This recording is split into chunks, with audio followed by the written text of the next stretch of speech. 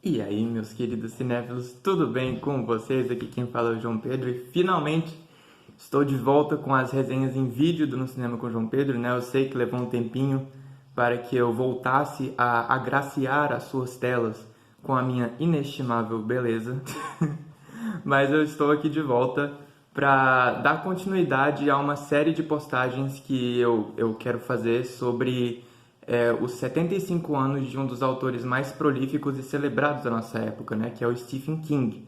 E nessa segunda postagem, eu gostaria de fazer uma resenha desse livro aqui, que é Salem.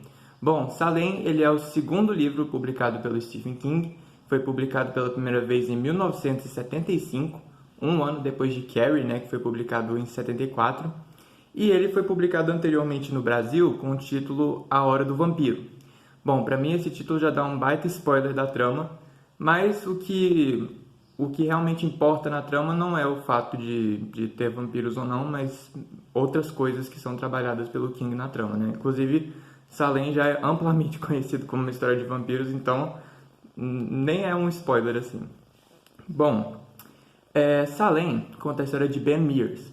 Ben Mears, ele é um escritor que ele volta para a cidade de Jerusalem Slot, no estado do Maine, que foi onde ele passou grande parte da infância dele, para resolver alguns traumas do passado.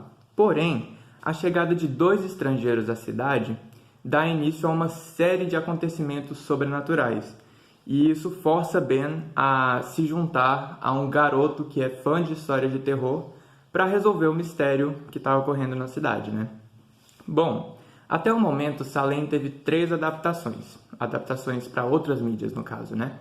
2 minisséries, uma em 1979 e outra em 2004, inclusive a mais antiga, a de 79, tem o título Os Vampiros de Salem e foi dirigida pelo Tobe Hooper, um diretor que já é falecido, mas que ele deixou aí um legado inestimável com os filmes de terror como O Massacre da Serra Elétrica, o original, e também Poltergeist. Então, o cara é fera e essa série também foi muito bem recebida pela crítica, o próprio King mesmo adora essa adaptação. E vai ter uma vindoura adaptação em forma de filme para o cinema, que inclusive iria estrear esse mês, mas por toda a reestrutura que a Warner está passando agora com a fusão da Discovery, foi adiada para 2023. E essa adaptação vai ser dirigida e escrita pelo Gary Dauberman, que foi o roteirista da adaptação em 2 partes de It, a Coisa, que também é do Stephen King. E isso até, inclusive, aumentou as minhas expectativas para ver essa adaptação e para ler esse livro, porque eu gostei muito do trabalho do Dauberman em It, e eu também gostei muito do trabalho dele de direção no Annabelle 3, então eu acho que essa adaptação vai ser maravilhosa.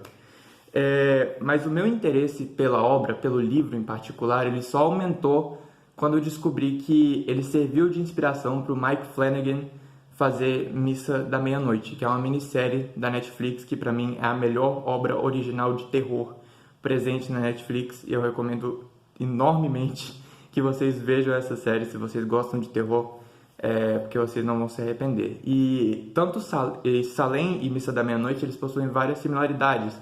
Ambas envolvem pessoas que voltam para a cidade natal para resolver alguns traumas do passado. Ambos envolvem religião a algum nível, né? E tem várias similaridades e eu gostei muito de perceber essas similaridades enquanto eu lia Salem. Bom, em suma, o King ele pega todas as características que fizeram de Carrie um sucesso e ele coloca em uma história mais densa, mais aprofundada, mais tensa e mais humana em Salem. Só para vocês terem uma ideia, Carrie tem menos de 200 páginas. Salem, como vocês podem ver na grossura aqui, tem 460 páginas. Então, é um livro bem maior e o Stephen King ele usa essas páginas ao máximo aqui. Bom, o primeiro destaque que eu gostaria de fazer é justamente o caráter descritivo da prosa do King, porque quando você lê Salem, quando o King descreve os cenários, você fecha os olhos e você imediatamente imagina como esses cenários parecem exatamente como o King descreveu. Para mim, é um dos maiores destaques, tanto de Carrie quanto de Salem, e é fantástico. Tipo, é uma capacidade fantástica que o Stephen King tem. O segundo destaque é a escolha de uma cidade pequena como ambientação, e isso acaba permitindo que tenha um maior aprofundamento nos personagens da trama, em especial os coadjuvantes, que normalmente não teriam muito espaço, vamos supor, numa adaptação de filme, mas o Stephen King ele ganha tempo para eles aqui, porque eles são tão importantes para a trama quanto os protagonistas, e isso eu gostei bastante. Terceiro destaque é a tensão e o horror presentes na trama, e eles são bem mais, vamos supor assim, atmosféricos do que propriamente sobrenaturais, e eles dão a vontade no leitor de, tipo assim, tá roendo as unhas enquanto lê, de tão, tipo assim, crescente que ela vai cada vez mais acumulando, e eu gostei muito dessa característica, dessa tensão que o King conseguiu construir nesse livro. Quarto destaque, que para mim é o melhor, que é a humanidade e a falibilidade nos personagens do King. Eles são personagens essencialmente falhos, eles têm vários segredos a esconder, segredos que eles não querem que ninguém descubra, e para mim, tipo assim, isso acaba acrescentando uma profundidade imensa no trabalho do King, e para mim foi maravilhoso isso. Inclusive, tem várias passagens no livro aqui que conseguem combinar esses 4 fatores. Inclusive, eu quero ler uma dessas passagens aqui para vocês. Isso daqui é no capítulo... Deixa eu ver aqui. No capítulo 10. Uma coisa que eu esqueci de mencionar. Assim como Carrie, Salem tem várias perspectivas. Isso acaba aprofundando naquilo que eu falei no segundo destaque, né? Que permite que vários arcos narrativos de vários personagens sejam desenvolvidos ao longo da trama. E esse capítulo em particular, capítulo 10, ele se chama A Cidade, ou seja, ele acompanha todos os habitantes da cidade de Jerusalem Norte. E então tem vários aprofundamentos aqui. Bom, o capítulo começa assim, o seguinte: a cidade conhecia a escuridão. E aí, ele vai percorrendo a vida de cada um dos membros da cidade e vai falando sobre os segredos deles. E eu vou ler alguns desses segredos aqui. Só um minutinho. Eles não sabiam que Carl Foreman tentava gritar e não conseguiu quando Mike Ryerson começou a se mexer sobre a mesa de metal na sala sobre o necrotério, mas o grito se congelou em sua garganta quando o defunto abriu os olhos e sentou. Nem que Randy McDougall, aos 10 meses, nem sequer resistiu quando Danny Glick entrou pela janela do quarto, tirou-o do berço e enterrou os dentes no pescoço ainda roxo devido aos golpes da mãe. Esses eram os segredos da cidade. Alguns serão conhecidos um dia, outros nunca serão revelados. A cidade guardava a todos com suprema indiferença. A cidade zelava mais pelas obras do demônio do que pelas obras divinas ou humanas. Conhecia a escuridão, e a escuridão lhe bastava. Cara, eu arrepiei quando eu li essa passagem pela primeira vez, porque você pensa, cara, essa cidade tá perdida. Tipo, ela tá perdida na fé, ela tá perdida em tudo. Esses personagens, tipo assim, eles não têm cura. E provavelmente foi exatamente por causa disso que os vilões acabaram infiltrando nessa cidade, né? Eu achei isso brilhante. E o quinto e último destaque sobre a trama é que tem um caráter mais convencional na trama de Salem. Isso acaba mostrando a versatilidade do King em construir história, já que nem tudo precisa ser metafórico.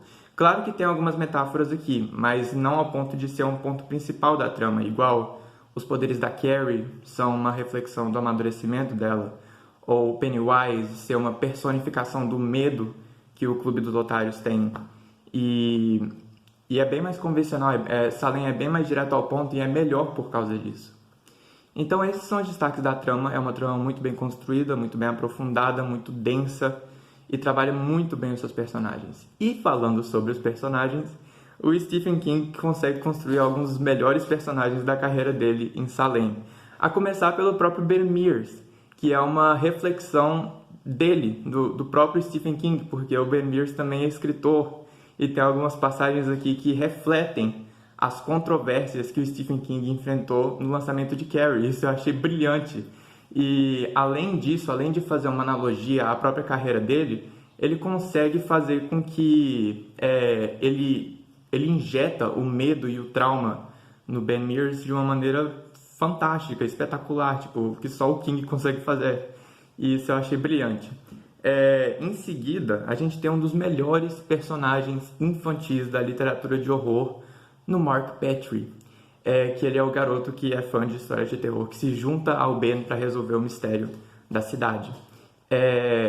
E, tipo assim, ele já é diferente de todos os personagens infantis da literatura de terror, da literatura de qualquer coisa, já na introdução dele, porque, claro, né, você pensa, um garoto que é nerd, que é fã de histórias de terror, ele é alvo de bullying.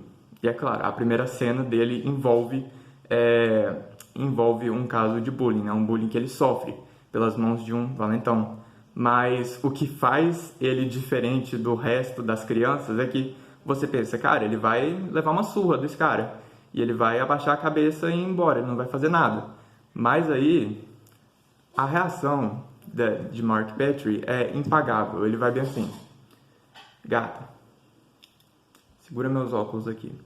Tipo, ele não fala assim, eu tô falando assim pra, tipo assim, reforçar o quanto que ele é confiante em relação a si mesmo. Ele fala: gata, segura meus óculos aqui. E ele mete a porrada no maluco. Sério, tipo, ele bate nele até o diretor conseguir separar os dois. E pra mim, tipo assim, eu virei fã dele desde então. Eu queria ler mais sobre ele. Se eu fosse Stephen King, eu escreveria um livro solo só sobre o Mark, porque ele é um personagem fascinante. Eu adorei esse personagem. E ele não é só de essencial importância para o desenvolvimento da trama, mas ele também é responsável por algumas das decisões mais inteligentes e mais corajosas que eu já vi uma criança fazer em qualquer obra de terror. E isso já é, tipo, já é um baita destaque para ele. E eu adorei esse personagem, tipo assim, de paixão mesmo, eu virei fã. E como os outros personagens centrais, a gente tem a Susan Norton, que é uma mulher cética, que inclusive tem um desenvolvimento muito parecido com a Carrie em relação à relação que ela tem com a mãe. A gente tem o Matthew Burke, que é um professor de língua inglesa em uma escola do ensino médio de Jerusalem Slot, que ele assume um papel mais passivo, mas ainda assim é extremamente essencial à trama. A gente tem o Padre Callahan, que encontra nos eventos sobrenaturais da trama uma provação para a fé oscilante que ele tem. E a gente tem o Jimmy Cody, que é um médico que ele se torna uma peça central do quebra-cabeça depois de testemunhar um ato bizarro, um evento bizarro em uma funerária. E os vilões são um espetáculo à parte, porque a gente tem o Richard Straker, que ele é um sujeito careca e britânico, e ele exala uma aura de ameaça, uma aura de mistério no mau sentido, em cada cena que ele passa, porque, cara, o cara é sinistro. Eu realmente, tipo assim, mal posso esperar pra ver como é que essa adaptação de 2023 agora vai adaptar esse personagem, porque ele é a maldade em pessoa, tipo, ele é maravilhoso e eu amei esse vilão. E o outro vilão, que é o Barlow, ele não aparece por grande parte da trama, fisicamente. Isso até permite o espectador a imaginar ele da forma mais horrenda possível. Inclusive, na adaptação do Tobe Hooper, ele é retratado como o Nosferatu, que é o Drácula antigão do cinema alemão. Então, tipo assim, você já permite você imaginar ele da forma mais horrenda, grotesca possível. E acaba que não é assim, mas eu não vou dar spoiler aqui. E os personagens coadjuvantes, eles têm os 15 minutos de fama de cada um deles, mas alguns têm até mais, por causa da profundidade que o King consegue injetar neles, das páginas que ele consegue dedicar a esses personagens. E os arcos narrativos deles conseguem ser muito competentes, alguns chegam até a ser cativantes, você sente simpatia por eles.